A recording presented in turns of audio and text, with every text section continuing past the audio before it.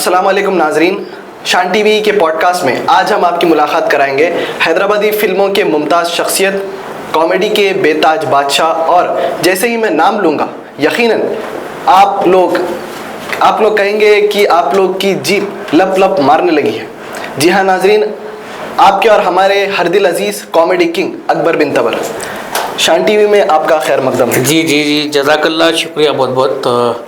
माशाल्लाह काफ़ी अच्छा लगा। और शान टीवी एक नाम ही काफ़ी है जो आज शान जो रखे हैं, तो इस चैनल की भी शान बरकरार रखे अल्लाह। तो बड़ी खुशी हुई आपके पास आकर। आपसे आज इस पॉडकास्ट में चंद सवालात मैं करूँगा। तो सवालों की फहरिस्त में सबसे पहला सवाल, आप ऑन स्क्रीन और ऑफ स्क्रीन जो मुकालमे लिखते हैं, जो डायलॉग्स आपके जो होते हैं, वो आप खुद लिखते हैं या फिर कोई मुकालमा निगार, मतलब कोई डायलॉग मेकर है?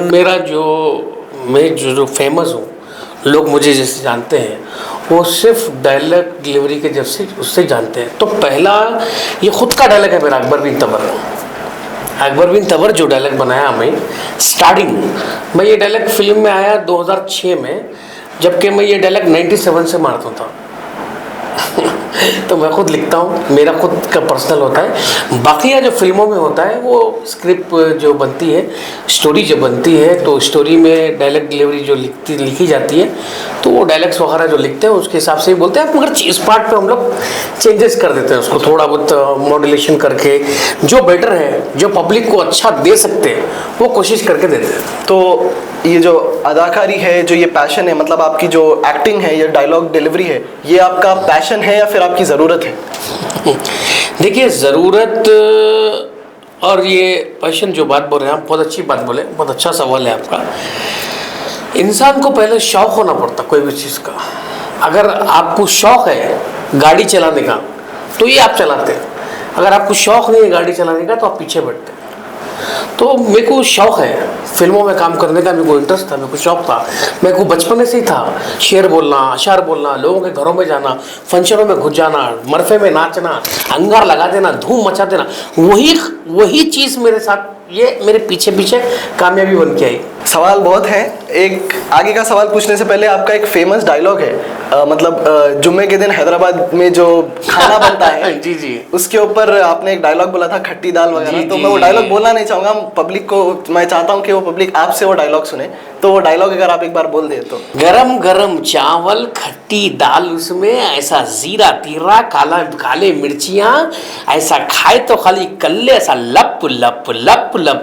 ये हर जुम्मे के दिन बहुत सारे लोगों को मतलब पता है, और हमारे बॉलीवुड इंडस्ट्री के भी बहुत सारे लोग ये डायलॉग को बहुत ज़्यादा पसंद करते हैं। तो मुझे कई ऐसे नाम नहीं बोलना चाह रहा हूँ, ऐसे कई बड़े बड़े फेमस बॉलीवुड के स्टार्स हैं जो ये डायलॉग को बहुत ज़्यादा पसंद करें, और कई लोग मुझे फ़ोन पे बात भी करें। आपका बहुत फेमस हुआ था ये डायलॉग, मतलब इंस्टाग्राम पे भी आजकल इंस्टाग्राम रील्स का बहुत चलन है। हर जुम्मे के दिन आता है। तकरीबन हम देखते हैं कि रील का जो एल्गोरिदम है वो खुद ब खुद ये आपकी जो स्पेसिफिक आपकी रील है जो आपने पब्लिक में कही थी, ये रील बहुत ज़्यादा लोगों को फेमस। आपका एक डायलॉग काफ़ी ये जो मकबूल है, यही जो मैंने कहा था, मतलब इसमें ये आपने खुद सोचा था या फिर आपको कहीं से रेफरेंस मिला इस डायलॉग का, मतलब आपको अंदर से ये डायलॉग खुद ब खुद आ गया? नहीं, वैसा नहीं है। देखो, मैं अभी आपको थोड़ी देर पहले बताया कि मैं बचपन से ही कॉमेडी करता था। शेर बोलने की मेरी आदत थी, क्योंकि मैं अशार बहुत ज़्यादा पढ़ता था। तो मैं शेर बोलना चाहूँगा कि हम भी बड़े शायर हैं, इसलिए घर के बाहर है। तो मैं बहुत सारे ऐसे शेर बताता था, तो उसी जरिए से मैं ये डायलॉग बनाया। मेरा नाम है असली अकबर, तो मैं बनाया अकबर बिन तबर, खोद डाले अच्छे अच्छों की खबर, 6 जख्मी 5 मर्डर, फिर भी यार खां इधर।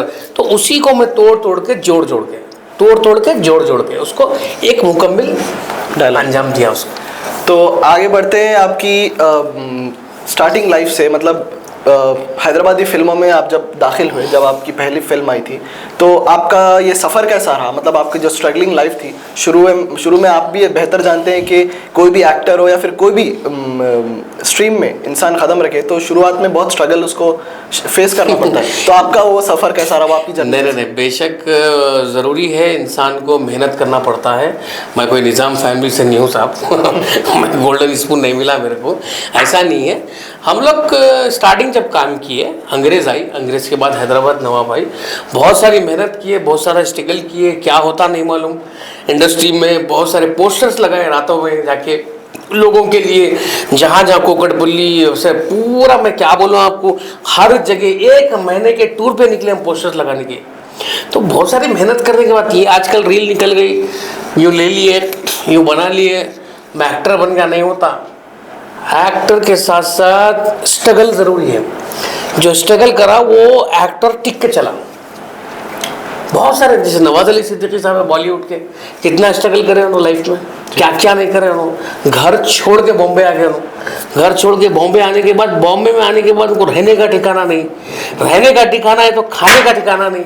कैसी कैसी मेहनत करे वो, दुनिया की मेहनत करे। आज देखो आप, तो ये सब अल्लाह ताला निज़ाम जो है ये ऊपर से बनाता, इंसान की नीयतों से, दिलों से बनाता, और जज्बा रहना आपको मेहनत करने का। बस सच्चे दिल से, ईमानदारी से कोई भी काम करो, सक्सेस। सवालों में अगला सवाल, आपके स्टार्टिंग लाइफ से ये सवाल जुड़ा है, आपकी इंडस्ट्री में एंट्री कैसा हुई? नहीं, देखिए, इंडस्ट्री में एंट्री ऐसा हुई, उसके पीछे कारण है। और मैं जहाँ तक समझता हूँ कि हर किसी को कोई एक ज़रिया मिलता जी, और वो ज़रिया अल्लाह ताला पैदा करते हैं। तो ज़रिया होना पड़ता आपको। अगर आप कोई जॉब कर रहे हैं, अब मैं अगर खाली हूँ तो आपको मैं पूछा, अरे भाई कोई जॉब है क्या मेरे लिए, तो आप बोलते भाई मेरी कंपनी में तो नहीं, हम एक मेरे दोस्त पशानत के उनकी कंपनी में। तो अल्लाह ताला हर एक को ज़रिया बनाता, तो ऐसे ही एक ज़रिया मेरे को बना था। वो है मेरे प्यारे दोस्त, आप सभी जानते हैं, वो भी इंडस्ट्री से वाबस्ता है, अली जनाब अजीज़ नासिर साहब, एज ए बेस्ट बड़ी, मेरे बहुत अच्छे दोस्त हैं जी। और हम लोग का बहुत अच्छा सफ़र रहा। हम लोग आज भी साथ हैं, आज भी कांटेक्ट में हैं, अभी भी साथ हैं। वो मेरे बहुत प्यारे दोस्त हैं, उनको भी बहुत मिमिक्री करना, वो भी डायरेक्टर भी हैं कई फिल्मों के, तो अच्छे इंसान हैं, वो मेरे प्यारे दोस्त हैं, उनके तरफ से मैं इंडस्ट्री में आया। सियासी हलकों में भी आप काफ़ी शोहरत रखते हैं, आपके पसंदीदा लीडर, सबसे पहले मैं पूछूंगा हैदराबाद में, तेलंगाना में आपके सबसे पसंदीदा लीडर कौन है, और सियासत में कभी सरगर्म सियासत में आपने दाखिल होने का कोई ख्याल रखा क्या? नहीं, मेरे को सियासत, पॉलिटिकल कोई नॉलेज नहीं है बॉस, और मैं कोई पॉलिटिकल में आना भी नहीं चाह रहा हूँ, और मैं आ गया तो मैं ख़तरनाक हो जाता हूँ, इसलिए नहीं आ रहा हूँ। खतरनाक हो जाता हूँ इसलिए नहीं आता हूँ, क्योंकि मेरे को पॉलिटिकल से ज़्यादा इंटरेस्ट नहीं है। हाँ, मेरे ताल्लुकात बहुत सारे लोगों से हैं, पॉलिटिकल लोगों से बहुत सारे लोगों से ताल्लुकात हैं। तो अब हैदराबाद की बात आप जो बोल रहे हैं कि कुछ पूछ रहे थे आप, हैदराबाद, तेलंगाना, हैदराबाद में आपके फेमस, मतलब आपका पसंदीदा चेहरा कौन है पॉलिटिक्स में? मतलब समझा नहीं। हैदराबाद में, तेलंगाना में ऐसा कौन सा पॉलिटिकल फिगर है जो आपका फेवरेट है, जिसको आप पसंद करते हैं? बोलने की जरूरत नहीं है, 2 ही जने हैं यहाँ पे, एक असद भाई, एक अकबर भाई। अच्छा, हाँ, 2 है, एक है ये, असद भाई, अकबर भाई, सवाल ही नहीं है, बोलने की जरूरत नहीं है। हैदराबाद तेलंगाना की शान है वो लोग, आज हिंदुस्तान में नाम कमाए माशाल्लाह। एक और सियासत से ही जुड़ा सवाल मैं करूंगा आपसे कि आए दिन हम देखते हैं कि आपका कर्नाटक में भी बहुत आपके ताल्लुकात है, बहुत सारे लीडरों से आपके ताल्लुकात हैं। तो एक बहुत फेमस नाम है कर्नाटक में, ज़मीर अहमद खान साहब। तो ज़मीर अहमद खान से आपके जो ताल्लुकात है, हम ये ख़बरें सुनते थे कि उनको डिप्टी चीफ मिनिस्ट्री मिलेगी कर्नाटक की, मगर डीके शिव कुमार की जो अब जो हुकूमत बन गई है तो कैबिनेट में उनका नाम नहीं है, तो इस पर आप क्या कहेंगे? देखिए, पहली बात तो ज़मीर अहमद खान जो है जी, वो बहुत ही प्यारे इंसान है। आज हिंदुस्तान नहीं बल्कि पूरे वर्ल्ड में लोग उनको जानते हैं। आज उसकी भी एक वजह है क्यों जानते हैं, क्योंकि वो गरीबों का मसीहा है। मैं ऐसे कई मिनिस्टर्स को देखा, कई एमएलए को देखा कि उन लोगों को जेब नहीं है, उनको ऊपर वाला जेब ही नहीं सिलाया, सिलाए तो भी जेब को लॉक कर लेते हैं। ज़मीर अहमद खान का जेब एक नहीं है, 100 जेबा है उनको। वो दिन भर गरीबों के बारे में सोचते हैं, गरीबों के लिए पैसा लुटाते हैं, अपनी मफाद अपने जेब का पैसा लुटाकर गरीबों की मदद करते हैं, किसी की शादी हो या कोई परेशान हो या कुछ भी हो, तो वैसा आदमी पहली बात तो खुश नसीब कर्नाटक स्टेट है जी। मेरी नज़र में खुश नसीब कर्नाटक स्टेट है कि आपके कर्नाटक स्टेट में एक ऐसा इंसान पैदा हुआ जो ज़मीर अहमद खान है। अब वो पॉलिटिकल जो मसला है, सियासी जो प्रोग्राम है उनका, जो कैबिनेट में उनको नहीं लिए जो बता रहे हैं, वो लोग किसके लिए लड़े? किसके लिए लड़े? पब्लिक के लिए नहीं, मुसलमान के लिए लड़े उन्होंने। उन्होंने माइनॉरिटी का एक दावनगिरी बोल के एक स्टेट में, कर्नाटक में एक दावनगिरी बोल के एरिया है, एक वो भी एक डिस्ट्रिक्ट है। तो दावनगिरी में उन्होंने बोले कि भाई इस बार जो है बाई इलेक्शन हो रहा था तो एक मुसलमान को चेहरे को दियो, क्योंकि वो मुसलमान का चेहरा है ज़मीर अहमद खान।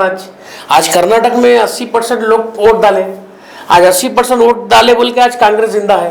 कांग्रेस को जिंदा करने में, कांग्रेस को पैदा करने में, जिंदा करने में ज़मीर अहमद खान का नंबर 1 हाथ है। आज सारे माइनॉरिटी के ऊपर ज़मीर अहमद खान का हाथ है, क्योंकि आज माइनॉरिटी को संभालने वाला हाईकमान को जानना चाहिए, पहचानना चाहिए, ये उतनी ताकतवर, उतना पावरफुल आदमी है ज़मीर अहमद खान जी। तो उनकी बात को इनकार करा गया। उन्होंने हालांकि केरला के इलेक्शन में थे, फिर दावनगिरी आए उन्होंने, आज वो ये MLA जीत गया। अब उनकी एक छोटी केक ले लेके उसके पीछे दुनिया के लोग क्या क्या कर दे रहे हैं, इतने बड़े बड़े स्कैमा कर देते, इतने बड़े बड़े लफड़े कर देते हैं, वो एक छोटी चीज़ को ले लेके उनको परेशान कर रहे हैं। मगर गलत है, आज जनता उनके साथ है जी। छोटा बच्चा, मासूम बच्चा, उसको क्या मालूम, 8 साल के बच्चे को क्या मालूम, तो पोतो बोलने वाला बोल रहा, ज़मीर अहमद खान होना बोल रहा। तो ये क्यों? उसकी वजह ये है कि इंसान की शख्सियत पे बात आती है। आज कांग्रेस को, मैं बोल रहा हूँ आपको, ज़मीर अहमद खान को कांग्रेस की जरूरत नहीं है, कांग्रेस को ज़मीर अहमद खान की जरूरत है। आज कांग्रेस को ज़मीर अहमद खान की जरूरत है, ज़मीर अहमद खान को जरूरत नहीं है। ज़मीर अहमद खान कुछ भी कर सकता, उतना अल्लाह उसको ताकत दिया अल्हम्दुलिल्लाह, उतना पावरफुल लीडर है वो। आज मुसलमानों का एक चेहरा है वो, आज कुछ भी कर सकता। आज देखो लोग कैसे रोड पे निकल गए, उनके वास्ते रोड पे निकल गए, हजारों की लाखों की तादाद में लोग निकल गए आज उनके लिए, उनके लिए कुछ भी कर सकते हैं। मैं भी पेट्रोल डाल लेता हूँ, बड़ी बात नहीं कर रहा, खाली बोल रहा नहीं जी। क्योंकि वो जज्बा इसलिए, देखो हमारे अभी आप हमारे बाला खड़ जा रहे इस वक्त हाथ के, देखो आप, उसकी वजह ये है कि ऐसा लीडर अल्लाह ताला बहुत कम पैदा करता, बहुत कम जगह, जो गरीबों का मसीहा बनना, गरीबों के लिए करना, कुछ भी हो खड़ जाना। लीडर का मतलब ये है कि लीडर कमान जो संभालता ना, वो सिर्फ और सिर्फ लोगों की कमर को मजबूत करना, गरीब आदमी, कमजोर आदमी को ताकतवर बनाना, वो लीडर बनता। तो वो ज़मीर अहमद खान वो लीडर है। कई लोगों को चेयरमैन बनाए, कई लोगों को डिस्ट्रिक्टों के वो बना दिए, वो मेरे को पॉलिटिकल में नॉलेज नहीं है, बहुत सारे लोगों को बनाए, कैसे कैसे लोगों की मदद करे। आज जो कर्नाटक स्टेट में आज जो कांग्रेस जो आज हैवी है, आज 137 जो आज 137 MLA है, जिसमें से कम मैं समझता हूँ 40-45 MLA को तो इन्हों काम किया, जिनकी वजह से है लोग, खाली माइनॉरिटी MLA बोल के नहीं, हिंदू मुस्लिम सिख ईसाई सब है वहां पर, भाई भाई। सिर्फ ज़मीर भाई का नारा है, वो ज़मीर भाई वो चाह रहा है मेरे भाई। सवालों में अगला सवाल, फिल्म इंडस्ट्री में भी एक दूसरे की टांग खींचने का, एक दूसरे से मजाक मस्खरापना करने का, सेट पे हो या फिर ऑफ स्क्रीन हो, ये चलता रहता है। तो आपका कोई ऐसा एक एक्सपीरियंस आपके सेट से, आपके कोई दोस्तों से, फिल्म इंडस्ट्री से रिलेटेड जो आपके दोस्त हैं उनसे आपका कोई अगर ऐसा कोई एक्सपीरियंस हो तो हमारे शान टीवी के नाजरीन से शेयर करिए। देखिए, टांग खींचने का जहाँ तक मैं सवाल है, ये तो बॉलीवुड में, टॉलीवुड में, भोजपुरी में, तमिल में, केरला, मलयालम, मराठी, हर इंडस्ट्री में एक दूसरे की टांग तो खींची जाती है जी। ये नहीं बोलता हूँ कि पूरे बराबर है, 5 उंगलियां बराबर है नहीं रहते, 5 उंगलियां बराबर है तो इंसान इसलिए हो नहीं, जीन रहता नहीं तो कोई ना कोई दूसरा रहता। फिर तो हर जगह कुछ ना कुछ चलते रहता, वो मैनेज करते हुए चलना, उसको निभाते हुए चलना जी, और महसूस होने नहीं देना, उसके हिसाब से अपना काम करते रहना, आगे बढ़ते जाना बस। गुल्लू दादा रिटर्न्स में आपका किरदार इंतहाई दिलचस्प पब्लिक को लगा। आपकी जो एक्टिंग रही वो बहुत दिलचस्प लगी। तो अगर कोई गुल्लू दादा रिटर्न्स के आपका कोई एक्सपीरियंस हो कैसा रहा, वो आपने उसको कैसा देखा? नहीं देखिए, गुल्लू दादा जो है वो आज बहुत अच्छे इंसान हैं जी। और बहुत अच्छे आर्टिस्ट हैं जी। और पहली बात तो मैं बोलूँगा कि इंसान बढ़िया है और आर्टिस्ट भी बहुत अच्छे हैं, बहुत नाजुक दिल के हैं, बहुत खामोश मिजाज के हैं। वो फिल्मों में कर लेते हैं ना, आए देख चा ठंडा चमचा गरम। तो उनके जो डायलॉग हैं वो गुल्लू दादा रिटर्न्स के हैं। तो हम लोग साथ में काम किए उनके, और गुल्लू दादा रिटर्न्स का एक्सपीरियंस बहुत अच्छा रहा, उनका काम भी बहुत अच्छा रहा, उसकी स्क्रिप्ट जो है वो भी अच्छा रहा और डायरेक्शन जो है ख़ासतौर पे वो अजीज़ नासिर का था और बहुत सारे लोग पसंद किए मूवी। गुल्लू दादा रिटर्न्स फिल्म से ही अगला सवाल मेरा है, उसमें आपका फेवरेट डायलॉग कौन सा है? वो फिल्म में अगर आप कोई एक डायलॉग, कोई आपका फेवरेट डायलॉग हमारे नाज़रीन के लिए अगर जी बता दें। मैं इसमें मेरे को बहुत सारे डायलॉग अच्छे दिखे, जिसमें गुल्लू दादा का एक डायलॉग है जो मेरे को ज़्यादा पसंद आया।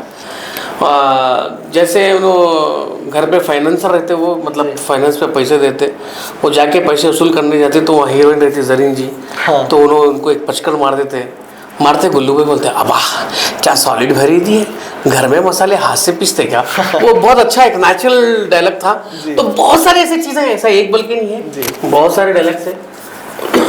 हमने अब तक सिर्फ फिल्मों पर बात की है, फिल्मों के अलावा आपके क्या शौक़ हैं या फिर आपके क्या मसरूफियात हैं, आपके क्या मैं कहूँगा फिल्मों के अलावा आप किस पे ज़्यादा फोकस करते हैं? फिल्मों के अलावा फिल्मों पे ही फोकस करते हैं। अच्छा। और बस खाने पीने के लिए है, थोड़ा नाम कमाएंगे बल्कि निकले, कोशिश कर रहे हैं। और ये जो डायलॉग है ये आर के मामा का है। अच्छा। आर के मामा one of the Hyderabadi movies का एक फाउंडर है जी। वो भी बहुत बेहतरीन इंसान है, ज़ात पात को नहीं मानने वाला आदमी है जी। आर के मीन्स रसूल खान बोलो या रामा कृष्णा बोलो, तो ये वैसे बहुत कम लोग दुनिया में ऐसे हैं। तो आर के भाई बहुत अच्छा आदमी है। तो ये उनका डायलॉग था कि खाने पीने को आए मियाँ, थोड़ा नाम कमाने के लिए निकले। उनका साउंड ऐसा रहता।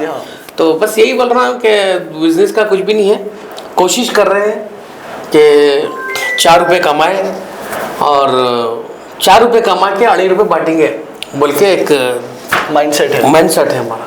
बस गरीबों की मदद करना, जिस अपने से जितना हो सके किसी का करना बोल के ये हमको सिखाया गया, ज़मीर मत करना। आप अगला सवाल थोड़ा सा डिफ़िकल्ट होने वाला है, तो अभी आपको बोल दे रहा हूँ कि फिल्म इंडस्ट्री के अंदर और फिल्म इंडस्ट्री के बाहर आपके दोस्तों की एक तवील फहरिस्त है। तो मैं आपसे ये सवाल करूँगा कि सबसे करीबी दोस्त आपका कौन है पूरी दुनिया में? पूरी दुनिया में ट्रम है। भाई करीबी दोस्त रहता है, करीबी दोस्त नहीं, वैसा नहीं है, कभी भी दोस्त को तोड़ नहीं सकते जी। दोस्ती जो है ना, मेरे लिए खासतौर पर दोस्त को, मैं कोई दोस्त को तोड़ नहीं सकता। कंपैरिजन हर दोस्त मेरे लिए जी, चाहे वो गरीब हो, मेरे पास ऐसे दोस्त हैं साइकिल वाले से लेके प्राइवेट जेट तक जी, उतने दोस्त हैं, और सब लोग मेरे को एक नजर से देखते हैं, मैं भी उनको एक नजर से देखता हूँ। और वो प्राइवेट जेट वाला भी मेरा दोस्त मेरे को कभी ये नहीं बोलेगा कि तू ज़रा हट के कर, वो सिर्फ यहाँ दिल्ली को लगेगा। तो वैसे मेरे बहुत सारे दोस्त हैं, तो मैं एक नाम लूँगा तो उसमें हज़ारों नामा लेना पड़ेगा जी। हाँ, पॉडकास्ट लंबा हो जाता है। लंबा हो जाता है। सुबह भी होती है, उतने दोस्त हैं मेरे जी। किसी को बाला है, किसी को बाला नहीं है, कोई मोटा है, कोई दुबला है, कोई हैंडसम है, कोई आखिरी एकदम अरे बला है। तो बहुत सारी चीज़ें हैं। आपकी फिल्मों की एक फहरिस्त हमारे पास है, जैसे कि no compromise all no fight जो अपना गुल्लू दादा रिटर्न्स है, और बेरोजगार है, ज़बरदस्त है, फैमिली पैक है। फैमिली पैक में मेरा डबल रोल था। जी हाँ, कॉमेडी है तो दावत इश्क है, कहकशा है, ये तमाम फिल्में आपकी। जी, कहकशा नईम साहब की मूवी है, डायरेक्टर नईम साहब की। अमित कुमार उसमें प्रोड्यूसर थे। और दावत इश्क जो पिक्चर है वो बॉलीवुड मूवी है, यशराज की है जी। आदित्य राय कपूर हीरोइन थी, वो आदित्य राय कपूर हीरो थे, प्रियंका चोपड़ा क्या नाम उसका, परिणीति चोपड़ा। खवातीन का नाम जरा खवातीन से दूर हुए तो याद नहीं रहता, इसलिए अच्छा। खाली घर वाले से याद है। तो बहरहाल तो ये तमाम आपकी जो इसमें जो फिल्में थी, ये फिल्मों से आपने मतलब क्या सीखा? मतलब एक इंसान को एक काम करने के बाद एक सर्टेन पॉइंट ऑफ व्यू मिलता है, एक नज़रिया मिलता। तो आपका ये फिल्में करने के बाद आपका क्या नज़रिया हुआ, आपने दुनिया को कैसे देखा, आपने फिल्म इंडस्ट्री को कैसे देखा ये तमाम फिल्मों के बाद? फिल्म इंडस्ट्री में देखिए हर इंडस्ट्री अलग अलग है और हमारी हैदराबादी इंडस्ट्री तो सिर्फ मोहब्बतों के फूल बांधती है। बिल्कुल। और हमारी इंडस्ट्री में पैसा कम है, मोहब्बत ज़्यादा है। इसलिए लोग, हैदराबाद के लोग हमको जो आज जो लोग हमको पसंद करें, उनका हम खून से ऐसा काट के हाथ से खून का खतरा भी निकाल के अगर शुक्र अदा करें तो कम है। जो लोग हमको यहाँ से उठाकर आज हिंदुस्तान में फैला दिए, वो कौन? मेरी ऑडियंस हैदराबादी, मेरी ऑडियंस ओनली हैदराबादी, जो मेरे प्यारे लोग हैदराबाद के। उसके बाद नॉर्थ है, महाराष्ट्र है, कर्नाटक, बेंगलुरु में इतने चाहने वाले मेरे लोग, बेंगलुरु में इतने चाहने वाले, ऐसे ऐसे लोग हैं मेरे बेंगलुरु में चाहने वाले, महाराष्ट्र में है, दिल्ली में है, कलकत्ता में है। हमें तुम्हारी भालोवाशी तबर, गुजराती में केम छु मजे मुझे तबर। तो ऐसे अब कर्नाटक है, चनागिदा तुम में चनागिदे। तो ऐसा। आखिर में एक दो सवाल बाकी रखते हैं, लेकिन सबसे फेमस डायलॉग जो मुझे बहुत पसंद है आपका, और मैं चाहता हूं कि वो डायलॉग आप हमारे नाजरीन के सामने पेश करें। आपका नाम, जो डायलॉग है आपका नाम, जो आप बयान करें पूरा एक लंबा। 20 साल हो गया बाबा, 20 साल से सुना रहा हूँ। फिर एक बार मैं चाहता हूँ कि शान टीवी के जरिए आप वो डायलॉग सुनाएं। मेरा नाम है अकबर बिन तबर, खोदले चच्चों की खबर, 6 जख्मी 5 मर्डर, फिर भी यार खां शान टीवी पे इधर। बहुत लंबा डायलॉग है, आप लोग सुनिए, यूट्यूब पे जाइए, गूगल में जाइए, सर्च कीजिए।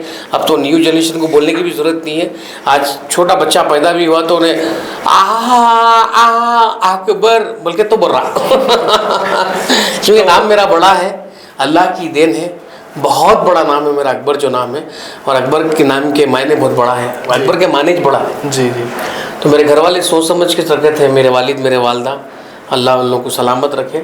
और वो लोग मेरा नाम जो रखे थे, एक्चुअली मेरा नाम जो रखे मेरे भौने रखे। अच्छा। मेरा नाम दूसरा था, दूसरा रखने वाले थे। दूसरा था बोले तो फिर क्या है, और एक पूछेंगे ना तो पहले SRI का ज़्यादा चल रहा, क्या है वो? SIR क्या? SIR स्पेशल SIR, हाँ क्या है वो? स्पेशल इंटेंसिव सर्वे। करो भाई, वो कर लो मेरे भाई, जल्दी कर लो। असद साहब देखो माशाल्लाह धूप में ऐसा मैग ले लेके हर गली गली जा रहे हैं, कर लेना भाई। ऐसी चीज़ें बाद में अपने को ज़रूरत पड़ती। तो बस ये चैनल के माध्यम से बोलना चाह रहा हूँ आपको कि जो नहीं कराए वो करा लो भाई, जल्दी करा लो, क्योंकि ऐसी चीज़ें कर लेना हमको बहुत ज़रूरी है। हर चीज़ बाद में प्रॉब्लम होता। असद साहब जो बोल रहे हैं वो कर लो। आखिरी सवाल हमारे सवालात के फहरिस्त में कि यंगस्टर्स को जो आजकल जो हैदराबादी इंडस्ट्री में घुसना चाह रहे हैं, जो फिल्म में आना चाह रहे हैं, तो उनके लिए आपका क्या सजेशन है? सजेशन एक ही है, हैदराबादी इंडस्ट्री में रेवेन्यू नहीं है। पहली चीज़, हैदराबादी इंडस्ट्री में अब वो उठाव नहीं है। फिर से उठाव हो सकता, हम एकजुट होना पड़ता। सब अलग अलग हो गए, एक मीर को चलेगा, एक तीर को चलेगा। सब लोग एक जगह हो, एक प्लेटफॉर्म पे आए, मेहनत दबा के करें तो शायद मोर देन सक्सेस हो सकता। बट नए बच्चों के लिए एक ही बात बोलूँगा मैं कि आप लोग रील के लिए अच्छे हैं, रील बनाइए। उसकी वजह ये है, या फिर आप बॉलीवुड में ट्राई करिए, या फिर आप तेलुगु में ट्राई करिए। ये भी बहुत बड़े एक्टर हैं, जैद खान, जो माशाल्लाह उन्होंने भी 2 फिल्में बनाए बड़े बड़े, बनारस और कल्ट। अच्छा। बहुत सक्सेस हीरो है अभी right now state of Karnataka में। पैन इंडिया भी इनकी मूवी रिलीज हुई। अच्छा। तो उनका ही फोन आ गया था अचानक। तो ये आपका पैगाम रहा शान टीवी के ज़रिए से यूथ के लिए। तो शान टीवी के पॉडकास्ट का सिलसिला यहीं पर ख़त्म होता है। दोबारा नए मेहमान के साथ फिर हाजिर होंगे। तब तक के लिए सैयद याकूब सरोश और शान टीवी की सारी टीम को दे इजाज़त। खुदा। Thank you so much, love you guys. ऐसे ही शान टीवी को वॉच करते रहिए, देखते रहिए। बहुत सारे लोग आने वाले हैं और आप लोग खुश रहिए।